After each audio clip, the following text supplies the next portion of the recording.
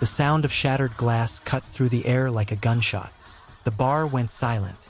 Cold liquor dripped from his black tailored suit, gliding down the expensive fabric in slow motion. Every pair of eyes turned toward the scene, the trembling waitress clutching an empty tray and the man she had just drenched. Adrian Voss didn't move. Not yet. His jaw clenched as droplets rolled down his sharp cheekbones, the faint scar across his jawline catching the light. His presence alone was enough to freeze the entire room. He was known in whispers, the Raven, a man who controlled half the city's underground with silent precision, whose reputation was built on fear, and whose wrath had ended men with a single order. And standing before him now was the woman who just poured whiskey on his chest. Her name was Lila Monroe, a 25-year-old graduate who'd taken the bar job to pay off debts that weren't even hers. Her curly auburn hair was pulled into a messy bun, a few strands framing her flushed face. Panic flashed in her amber eyes, but beneath it, defiance glimmered. She didn't bow, didn't apologize immediately. She just froze, breath quick, mind racing. "Do you have any idea what you've just done?" A man behind Adrian hissed, stepping forward. But Adrian raised a single hand. Silence fell again. He looked down at his soaked shirt, then back at her. "You spilled it," he said quietly. His voice was smooth, low, the kind that made people lean in to listen. I didn't mean to. It was an accident," she stammered, gripping the tray like a shield. "An accident," he repeated, almost amused. Then, without warning, he took a step closer. The scent of expensive cologne and danger surrounded her. "You work here." She nodded. "Then you should know better than to serve without looking." Lila swallowed hard. "I said it was an accident." The boldness in her tone made a few onlookers gasp. "You didn't talk back to Adrian Voss." "Not in his club." Adrian tilted his head, studying her. For a long, tense second, neither of them moved. Then he smiled, slow, dangerous. "What's your name?" "Lila," she said, voice trembling slightly. He chuckled under his breath. "Lila. Pretty name for someone who just ruined my night." He took a napkin from the table, wiped his hand, and tossed it aside. Then, quietly, "Follow me." Her heart skipped. "What?" "Follow me," he repeated, turning toward the private corridor behind the bar. "Or you can stay here and wait for my men to decide what to do with you." A hush spread. The bartender gave her a helpless look. The guards stood still, waiting. Lila's mind screamed to run, but something about his tone made her legs move. She followed him, pulse hammering, through the dim hallway until they reached a door. He opened it, stepped in, and gestured for her to enter. Inside, the office was cold, sleek, silent. Black marble desk, floor-to-ceiling windows overlooking the city's lights. A single glass of untouched whiskey on the table. He walked behind the desk and sat down, fingers steepled. "You're shaking." "I'm not." "Lying doesn't suit you," he murmured. "You're terrified." "I said it was an accident." "You don't have to." "Punish you." He cut her off, smirking. "That depends on how well you explain yourself." She blinked. "Explain myself?" Adrian leaned forward slightly, his gaze burning into hers. "You're too calm. Most people beg when they're scared of me. But you're standing there trying to hide your fear." "Why?" Lila's chest rose and fell. "Because fear doesn't solve anything," she whispered. Something flickered in his eyes. Curiosity, maybe even respect. Then he laughed, low and dangerous. "You've got fire. I like that." Her brows furrowed. "Are you seriously flirting with me after threatening me?" He stood, walking toward her slowly. "Threatening you?" "No. Testing you." "Testing me for what?" "To see if you'd break." Her throat tightened as he came close. Too close. She could see the faint line of a scar above his collarbone. The intensity behind those dark eyes. "Do I look broken to you?" she asked softly. Adrian's lips curved. "Not yet." A knock interrupted the tension. One of his men entered, whispering something into his ear. Adrian's expression hardened instantly. "Handle it," he said, dismissing the man. When the door shut again, his focus returned to her. You can go. For now. Lila exhaled shakily. For now. Yes. He poured himself another drink, eyes never leaving hers. But something tells me this isn't the last time we'll meet, Lila. She turned, eager to leave, but before she reached the door, his voice stopped her again. Oh, and Lila? She froze. He smirked. Next time, make sure the drink is poured into a glass. She didn't reply. She just walked out, heart still pounding, wondering what kind of man tests people for sport. But she'd soon find out that their paths weren't just crossing by accident. Fate, or maybe danger, had other plans. That night, as she left the bar, rain poured down in sheets. Lila didn't notice the black car idling across the street. Inside it, one of Adrian's men watched her through tinted windows, speaking softly into a phone. She's leaving, the man said. You want us to follow? A pause. Then Adrian's voice on the other end, calm, calculated. No, not yet. Let's see what she does first. The car engine hummed quietly as Lila disappeared into the night. And in that silence, Adrian Voss poured himself another drink, staring at the stain her spilled liquor had left on his desk. A faint smile played on his lips. She's different, he murmured. He didn't know yet how right he was. 2 nights passed. Lila thought it was over. A strange, terrifying encounter that she'd pushed to the back of her mind. But the city had other plans. She was closing up the bar late, stacking glasses when the door opened.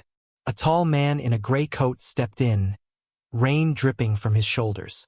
He didn't speak, just placed a folded card on the counter and left. Curious, Lila picked it up. A single line was written on it. Dinner. Tomorrow. 8 p.m. The Raven Room. Her stomach dropped. That was his private lounge.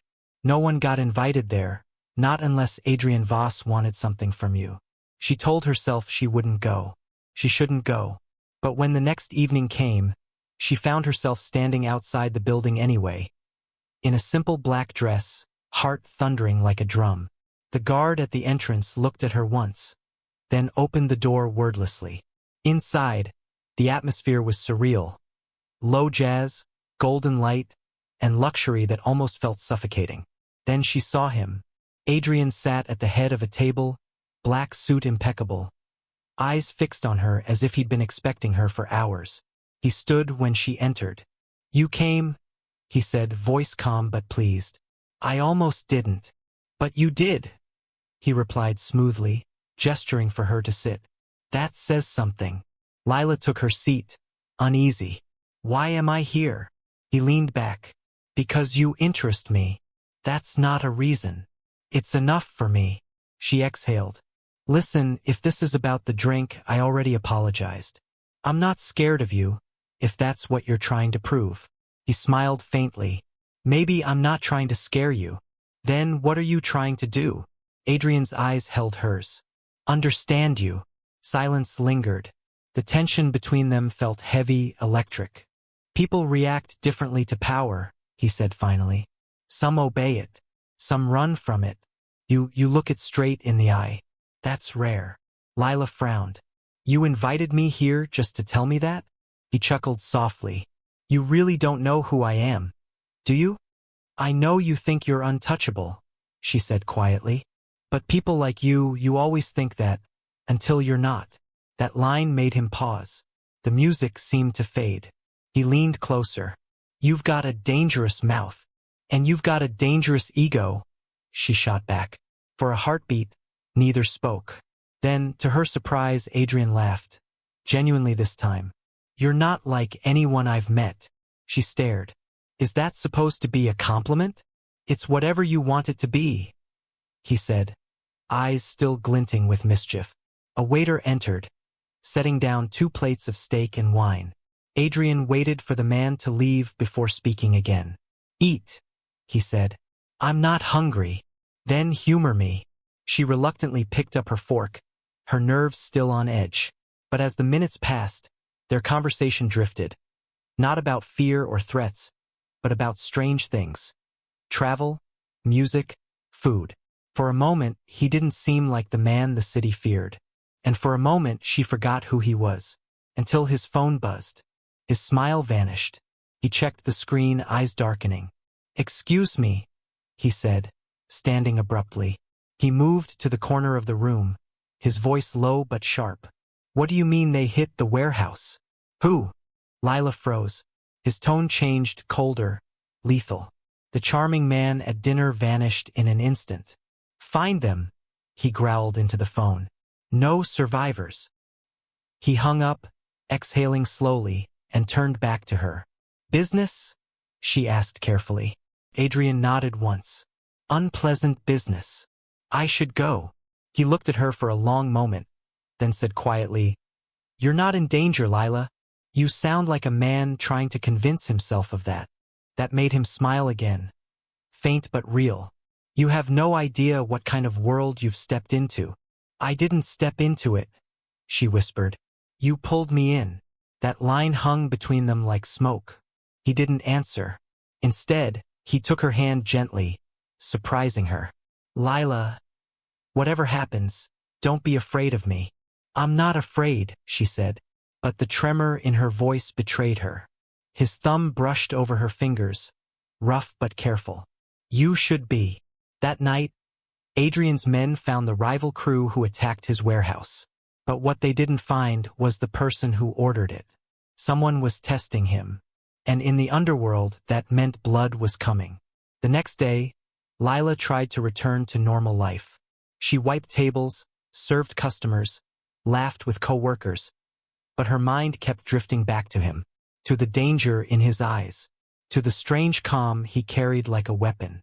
She hated that she thought about him. So when she left work that night and saw a black car parked across the street again, her heart sank. She didn't even need to see the driver's face. She knew.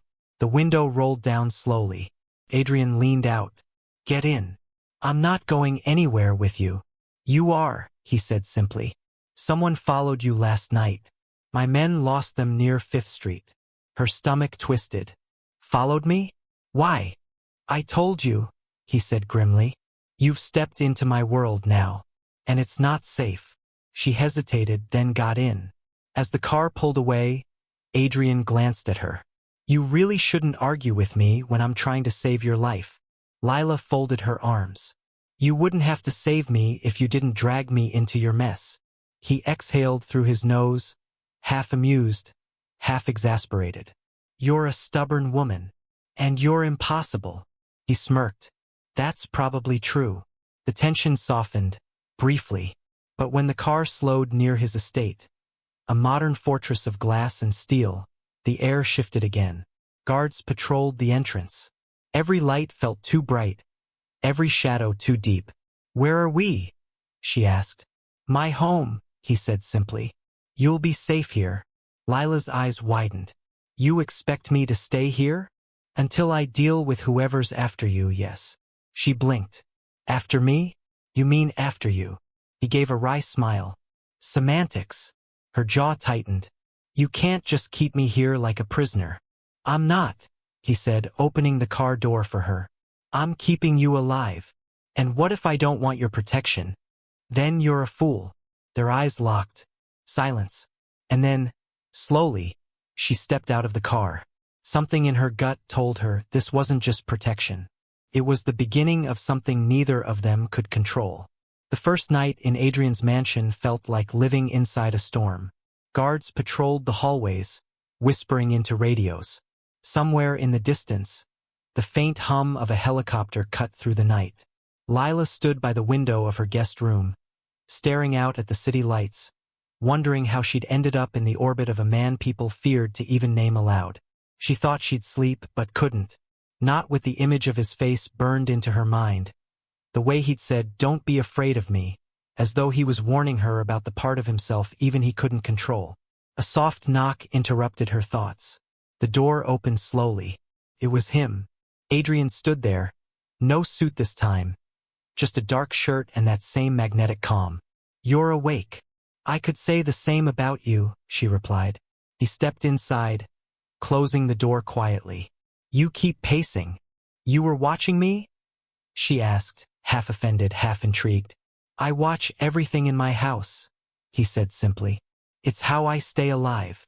Do you ever stop being in control? She asked, voice low.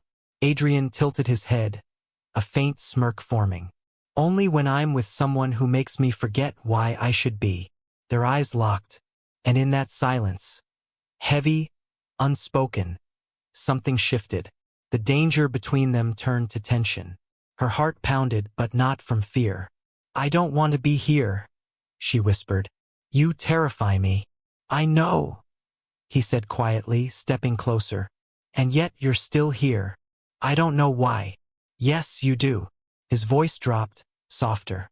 Because part of you wants to understand me. She wanted to deny it, but couldn't. The way he looked at her, it wasn't the gaze of a man used to taking. It was the gaze of someone who hadn't been seen in a very long time. Suddenly, the electricity cut. Darkness swallowed the room. Stay here, Adrian ordered, instantly alert. He moved to the wall, pulled open a drawer and grabbed a gun. What's happening? She asked, her pulse racing. He didn't answer, just raised a finger to his lips and listened. A faint sound echoed from the hallway, boots. More than one pair. Then glass shattering downstairs. Get behind me, he hissed. Gunfire erupted. Muffled, then louder. Guards shouting. Lila crouched behind the bed, trembling as Adrian fired toward the door. The air filled with chaos and smoke. Moments later, silence returned, except for the sound of her own breathing. Adrian stepped forward, gun still raised, then turned back to her. Are you hurt? No, she whispered, shaking. What was that? He exhaled hard. A message. They found us. Before she could respond, another shot cracked through the window. Adrian dove toward her, pulling her down. Glass exploded above them.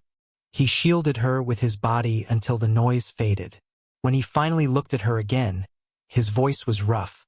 You see now why I said you're not safe? Tears burned in her eyes. You brought this to me.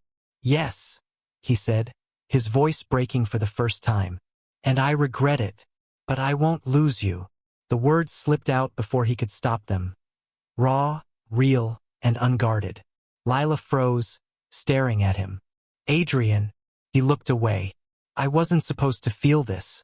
You were just supposed to be a reminder that I could still care about something normal. But you don't do normal, she said softly.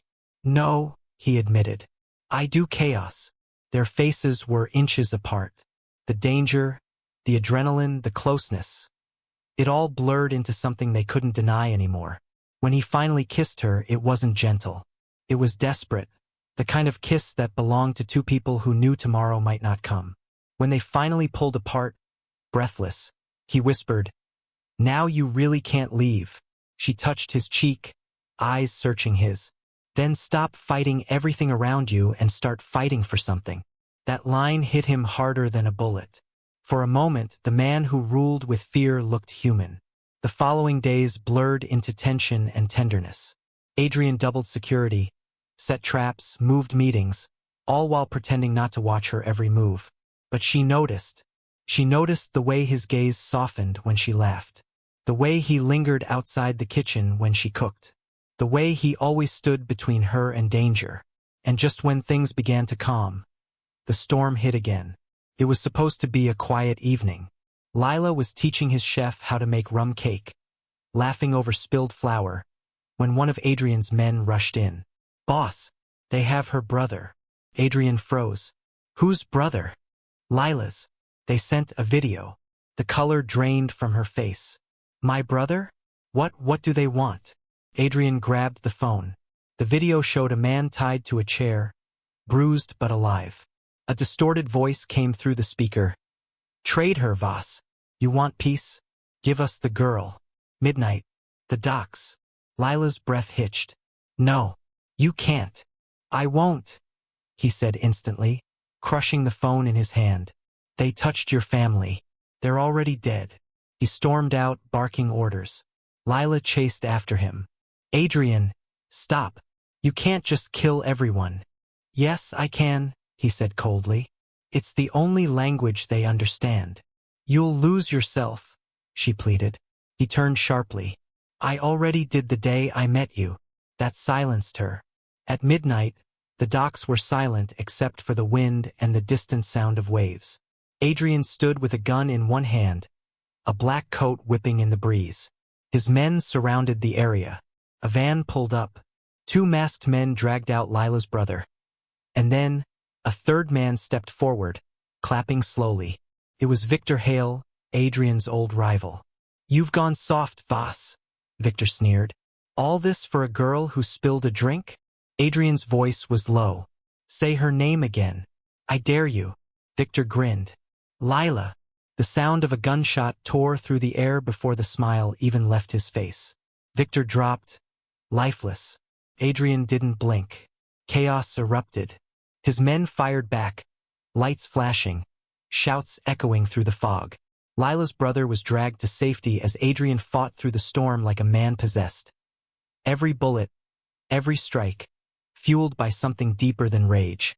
When it was finally over, the docks were quiet again, littered with bodies, smoke rising like ghosts. Lila ran to him, tears streaming. "Adrian!" He turned, breathing hard, blood on his hands. "He won't hurt you again." She threw her arms around him, shaking. "You can't keep saving me by destroying yourself." He held her tighter. "It's the only way I know how." Later, back at his mansion, as dawn broke over the city, Lila sat beside him in silence. He looked out the window, the rising sun cutting through the smoke-filled skyline. "I used to think I couldn't be saved," he said softly. "Then you poured a drink on me." She laughed through her tears. "That's your version of a meet-cute?" He smiled faintly. "Best mistake of my life." Lila leaned her head against his shoulder. "Maybe now you can stop being the monster everyone fears." He looked down at her, eyes filled with something fragile. "Only if you stay long enough to remind me how." She nodded. "Then I'll stay." Outside, the world was still dangerous. But for that moment, in that fragile sunrise, even a man like Adrian Voss could believe in peace. Sometimes love finds you in the darkest places and shows you the light you never knew you needed. If you enjoyed this story, don't forget to like, comment, and subscribe for more heart-racing romantic tales just like this one.